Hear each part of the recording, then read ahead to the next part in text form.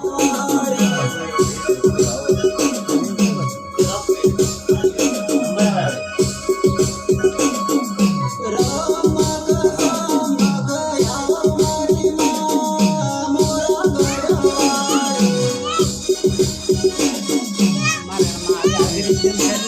જાય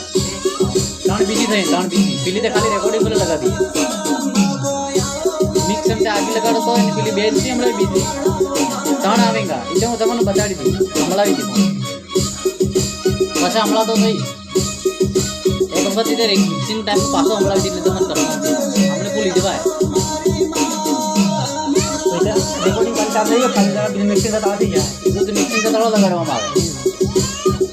આ પેટર્ન લગાડો તો આગું બી લાગી જાય